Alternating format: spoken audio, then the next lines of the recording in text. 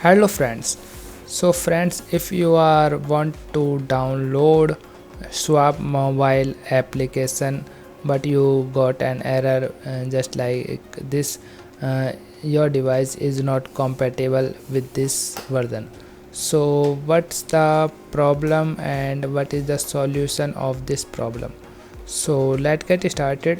When you see the message your device is not compatible with this version, it means the app you are trying to download has requirement that your smartphone did not provide it does not meet. Okay, so so if your device is several year olds and no longer receive OS updates, the issue is usually permanent, meaning the new app simply would not work on that hardware. Okay, it means you should